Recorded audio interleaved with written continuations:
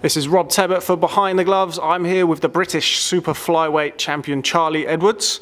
How are you doing today, Charlie? Yeah, I'm doing great, thanks. I'm training hard, ticking over at the minute, waiting for my fight date. Behind the scenes, MTK Global, Adam Booth and Eddie Hearn, they're getting me a fight date, and yeah, I can't wait. I can't wait to get back in there and get my first defence under the way of the British title. I want to keep it outright if I can. If there's opportunities elsewhere and I can keep the British in fight as well, lovely. But yeah, I'm looking forward to my first defence. I've got a mandatory challenger in Matthew Chandler from Hackney, I believe. And yeah, it's great. It's going to be a great fight. I've seen him, I've watched him, and I know his style, and it's perfect for me. Okay, let's just continue with that really, because obviously the last time we saw you in the ring was when you captured the British title. How was that? Particularly, I mean, this time last year, or coming up to a year ago, is when you fought for the world title unsuccessfully. The last time I caught up with you was just before your comeback fight, and you said about, you know, wanting to use that as a real positive. And I think that's something that we've seen with the way that you have bounced back from there. I mean, you look like you're really enjoying working with Adam Booth. How has it been since winning the British title? Oh, it's been great. It's been great. Don't get me wrong. I've had a bit of a personal outside of my personal issue where, with my family, my mum felt ill again, so it was like from winning a British title on the Saturday to up A&E in intensive care on the Sunday. So really it got taken away from me, the big uproar and the big excitement about winning the British title. And yeah, it's one of them things that it is a proud moment for me winning the British title, but it's not like the be all and end all. It's a stepping stone for me. I want to be a world champion, and I love the belt. I love the belt, and I do want to win it outright. But it is generally a stepping stone. It's a learning curve for me, and there's big fights out there for me, and there's big titles out there for me. So yeah, I loved fighting for the British, and I want to keep it outright. But we'll see what happens down the line. Because you're so early into your career for somebody who's competed at such a high level. So there's no rush, but I can see what you mean. You fought for a world title 12 months ago, so you don't really want to be hanging around for too long before you get that sort of opportunity again. Yeah, definitely. But like I said, I do want to win the British outright, so it's just about getting the defences in. But if I can fight for other titles to put me in the rankings and things like that in between defending my British, then so be it. But I've got full confidence in my management team, MTK Global, and my promoter Eddie Hearn are going to push me all the way. And Adam really is going to be behind me. I'm learning so much off him. He's a great bloke.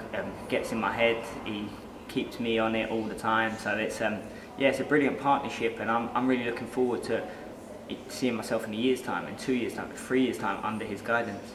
I mean, this is something that I just spoke to your stablemate Lucian Reed about. Whenever I encounter somebody who's worked with Adam Booth, I'm always desperate to know what it is like and get a first-hand account about what it's like to work with Adam Booth. You made the change right at the start of this year. Yeah, December. So December, January, yeah. So around the start of back end of last year, start of this year. To me, it looked.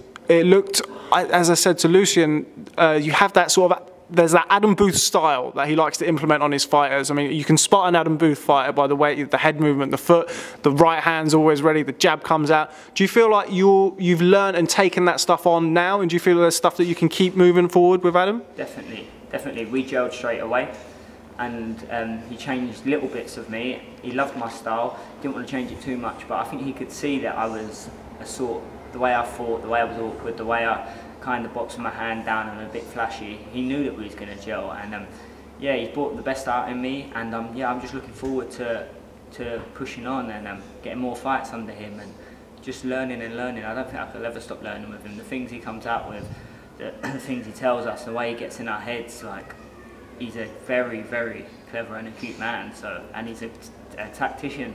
So I'm looking forward to the future. I mean, that is one of his things, isn't it? He is, the nickname that I like that's banded about Adam, he's sort of the Dark Lord of British boxing. I mean, he does know that mental side of things. Would you say that's been probably more of a help than the technical side? Do you think the mental side, or is it? It's the same. It's all part of the same package. It's all part of the same package.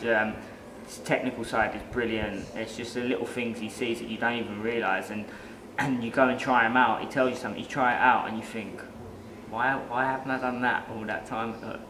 And yeah, it's great. I'm really enjoying being under him and being here training.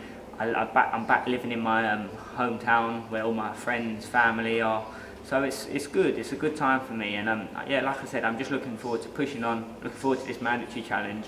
I'm up for it. I've had the bit of the summer break where, like you said, I've been so busy in my pro career, so I've like sat back and enjoyed myself after the British title win. My mum fell ill, so I weren't really in the state of mind. I was pushing for the July show, and Adam just said, look, just calm down, you're only 24, you don't have to rush, so just relax, just enjoy yourself, enjoy life. That's what life's about, enjoying it. And I'm hungry, I'm ready to get back in there, and I can't wait to make my first defence. I think that's important as well, because a lot of people, they don't necessarily think of that side. They think of, you know, boxing for a lot of people can be an escape from problems that they're having, but it's also important to take stock of things. I mean, I think that's important for you as a fighter, and it's good that Adam suggested that as well. A happy fighter is a dangerous fighter, and that's the be all and end all.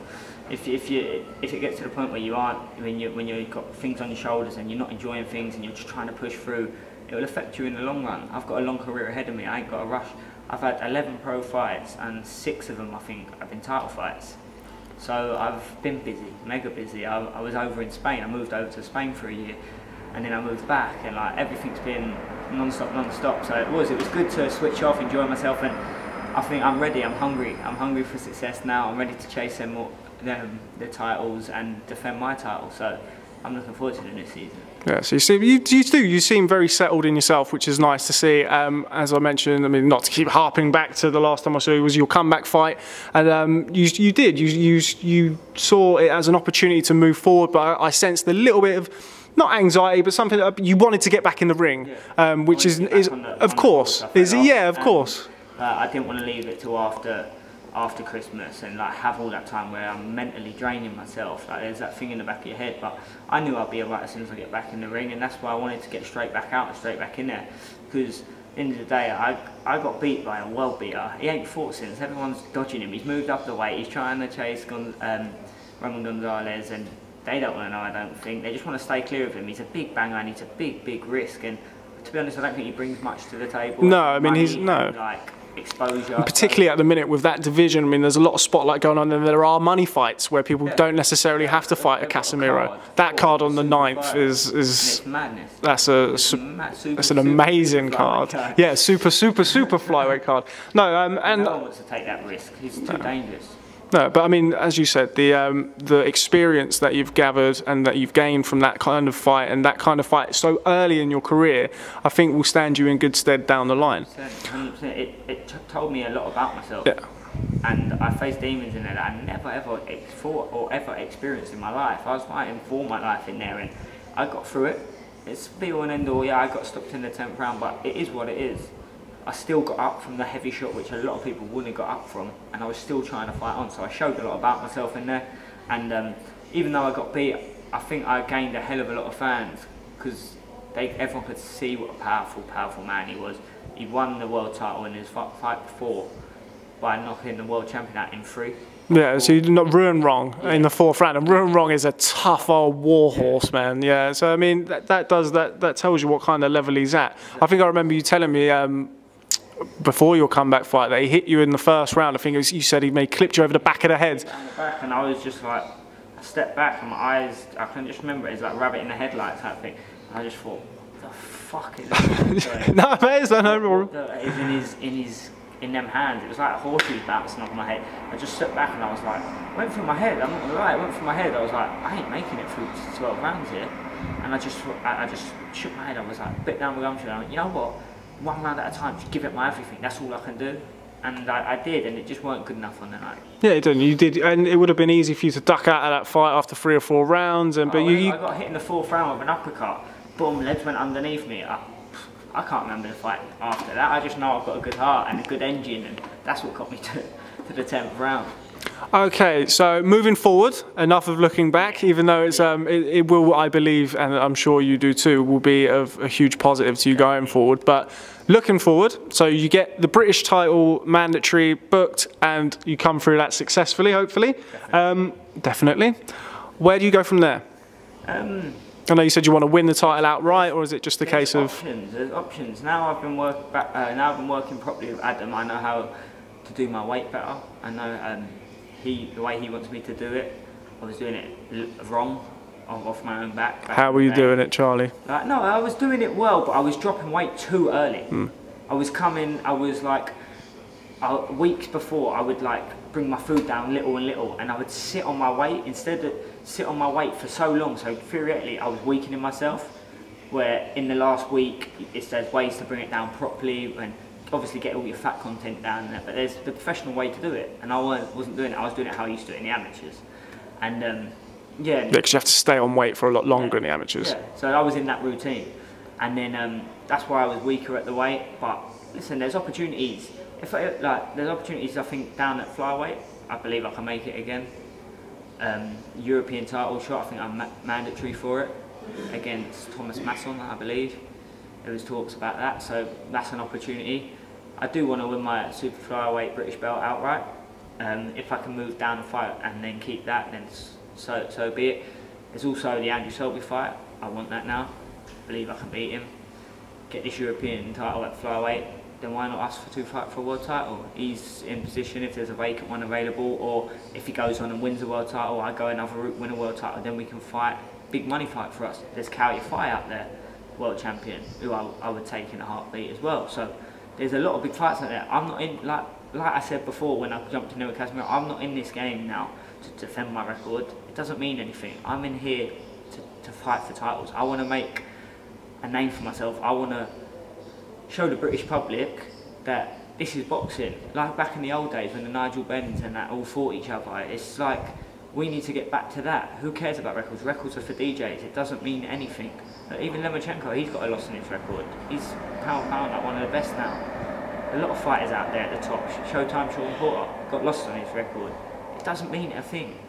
As long as you're fighting for the titles and you're not losing beneath yourself, who cares? I want to go out there and I want to give something back to the British public and get these big fights. And that's something that's nice to hear, and it's refreshing to hear that from a young fighter or somebody making their way in the sport.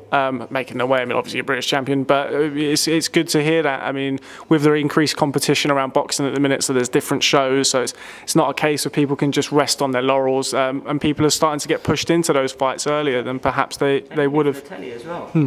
People are fed up of watching people fight journeymen and getting pickpocketed all the way through. They want to see these big fights, and like me and Andrew Selby fight, I'm confident I'll win. We could have another fight down the line. We can make it a trilogy. Do you know what I mean? It's like the old Sugar Ray Leonard, Hearns, and all them. The trilogies, what was so buzzing about them eras. The things that you look back on when you've retired and people will remember. Exactly. So I'm out there for them fights, and I know Adam Booth's got full belief in me in every one of them fights I've just mentioned, and with his belief in me, that comes my own belief in that, and I know I can beat them both. Okay, well, we were going to do a few minutes. We've now done over 13, so we're going to wrap it up here, Charlie, but it's always a pleasure to speak to you. Very, very impressed watching you and Lucian train. Won't mention any names, but to all of you fighters out there who your idea of ticking over is going in and hitting the bag and having a chit-chat, maybe come and watch these boys train. Green trouble. Charlie Edwards, thanks very much for speaking to Behind the Gloves. Thanks a lot. Hey Fight fans, it's Michelle Joy Phelps, and if you haven't already subscribed to my YouTube channel, make sure you go ahead and do so by clicking right here.